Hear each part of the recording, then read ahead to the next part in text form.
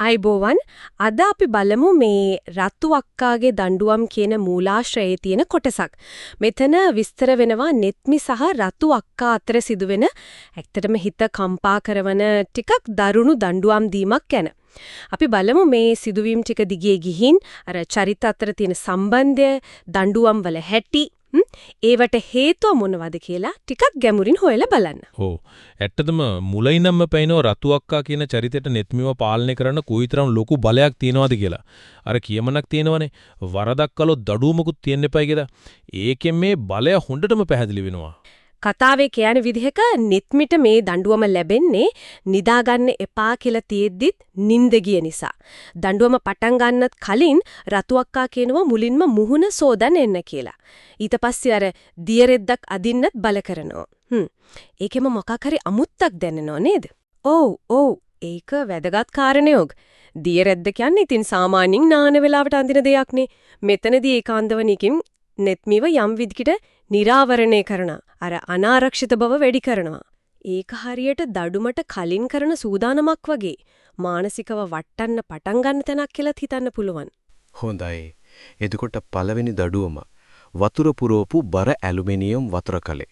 ඒක ඔලුව උඩ තියාගෙන ගී වටේ දසපාරක් යන්න ඕන. ඒත් නෙත්මි කුස්සිය දොර ගාවට යනකොටම මොකද වෙන්නේ? රතු අක්කා වේවැලකින් කකුල් දෙකට ගහනවා. හරියටම. ඒ කියන්නේ අර වැඩේ ඉවර කරන්න දෙන්නේවත් නැහැ. පහර දෙන නිසා අර කලේ බිම වැටෙනවා.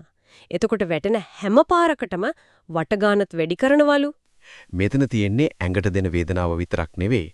අර වැඩේ කරන්න බෑ කියලා හිතට කාවද්දලා මානසිකව පීඩනයක් දෙන එකක්. අනික කලේ වගේ gedara පාවිච්චි කරන වතුර දෙන දෙයක් වද දෙන උපකරණයක් කරගන්න එකත් බලන්නකෝ. කතාවේ තැනක කියනවා කකුල් එක මොකද්ද මන්ද ඔය හැටි තරහා කියලා. ඒ කියන්නේ මේ කකුල් වලටම ගහන එක අහම්බයක් නෙවෙයි. ඒකෙත් මොකක් හරි අරමුණක් තියෙනවා වගේ නේද? වෙන්න පුළුවන්. සමහර විට ඒක නෙත්මිව තවත් අසරණ කරන්න පාවිච්චි කරන දෙයක් වෙන්නේ නැති. එහා මෙහා යන්න තියෙන හැකියාවට බාධා කරලා එයාගේ පාලනේ තවත් තහවුරු කරගන්න හිතුවා වෙන්න පුළුවන්. හරි. ඊළඟ දඬුවම. ඒක ඊටත් වඩා දරුණුයි වගේ. සාලේ මැද හතර ගාතෙන් ඉන්න කිනෝ නෙත්මිට. හතර ගාතෙන් රතු අක්කා එතකොට ටීවී බලන ගමන් කඩලයට විසි කරනවා නෙත්මිගව බිම වැටෙන නොදී අල්ල ගන්න ඕන. බල්ලෙක් වගේ උඩ පැනලා කටින් අල්ල ගන්න. ඔව් හරියටම බල්ලෙක් වගේ. ඒක ඇත්තම මිනිසියෙක්ට කරන සැලකිල්ලක් නෙමෙයිනේ. හරිම පහත් විදියක්. අනිවාර්යෙන්ම. ඒක තමයි අපි කියන්නේ ඩිහියුමනයිසේෂන් කියලා. අමනුෂිකකරණය. කෙනෙක්ව සතෙක්ගේ තත්වෙට දාන එකෙන් එයාගේ ආත්ම ගෞරවය සම්පූර්ණයෙන්ම නැති කරනවා. රතු අක්කා කිසි ගාණක් නැතුව ටීවී බලන එකෙන් පේනවා මේක යාට සාමාන්‍ය දෙයක් වෙලා සමහර විට පුරුද්දක් වෙලා කියලා. ඔව්. ඒ අතරේ අර ඇඳන් හිටපු දියරැද්දත් ගැලවිලා වැටෙනවා කියනවා. ඒත් අත් දෙක පිටිපස්සට කරලා තියෙන නිසා හදාගන්න විදිහකුත් නැහැ. තවත් අසරණ වෙනවා.